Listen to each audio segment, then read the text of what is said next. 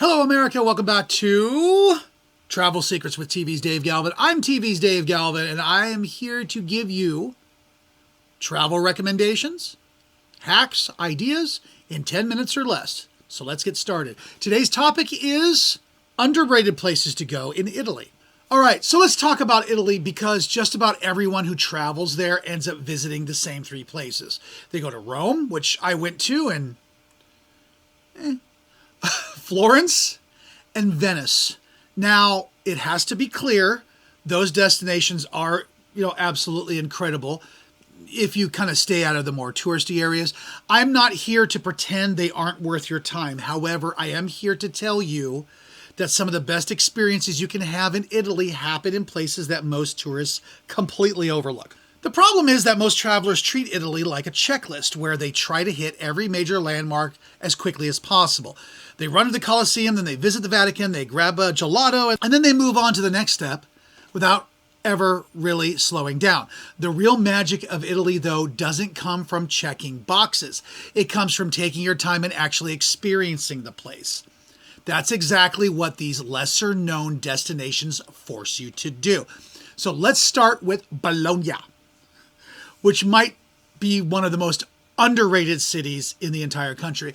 Unlike some of the more famous destinations, Bologna doesn't try to impress you with over-the-top attractions and giant tourist crowds. Instead, it quietly delivers some of the best food you're going to have anywhere in the country, along with a more authentic local atmosphere that feels refreshingly real.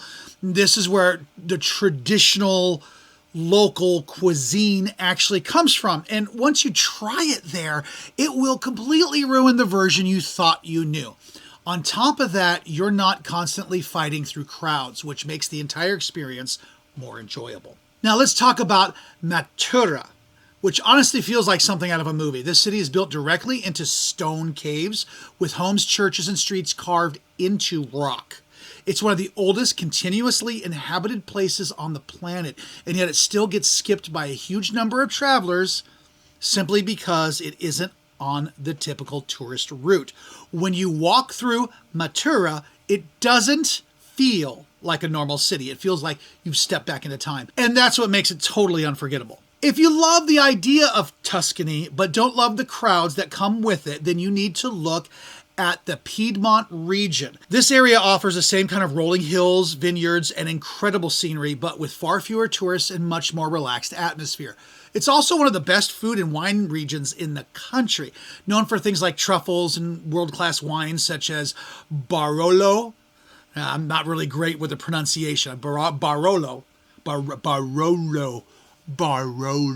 In many ways, it feels like a more refined and less commercialized version of Tuscany, which makes it perfect for travelers who want something a little bit more authentic. Now, if you're looking for something completely different, the Dolomites are going to surprise you. When most people think of Italy, they picture historic cities and coastal views. But the Dolomites offer dramatic mountain landscapes that rival anything you'll find in the Alps. You've got towering peaks, crystal clear lakes, and endless opportunities for hiking and skiing, depending on the time of year, of course. It's easily one of the most visually stunning regions in Europe, yet it remains relatively under the radar compared to Italy's more famous destinations. And finally, if you're dreaming of beautiful beaches but want to avoid the chaos of the Amalfi Coast, Sardinia is the place to go. While Amalfi is undeniably stunning, it can also get very crowded, it's very expensive, and a bit overwhelming at times. Sardinia, on the other hand, offers equally beautiful, if not better, beaches with clearer water and far fewer people.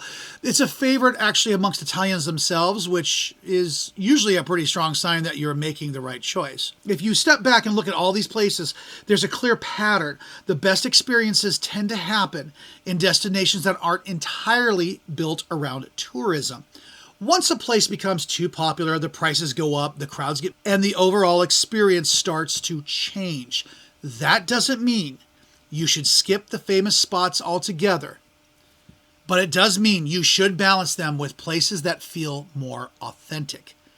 So here's a smart decision if you want to plan a trip to Italy. Combine one major destination with one lesser known location.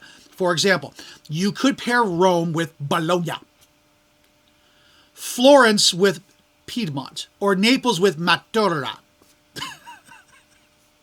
Me trying to pronounce this stuff is really funny. This way, you get the iconic highlights while also experiencing the side of Italy that most people will not see. And at the end of the day, Italy is about so much more than just the landmarks. It's about the food. The food is so good. The atmosphere, the landscapes, and the way it makes you slow down and actually enjoy where you are. The places the tourists skip are often the ones that leave the biggest impressions, simply because they feel more real. So if you're planning a trip, don't just follow the standard itinerary. Go somewhere that surprises you, okay? Because those are the moments you're going to actually remember long after the trip is over. And if you need help putting this all together and things that mix iconic with the unexpected, that's what I do. So give me a call. Timeforyourvacation.com. Thank you very much. This has been Travel Secrets with TV's Dave Galvin. I am your host, Dave Galvin. Thank you for joining us, and we'll see you next week.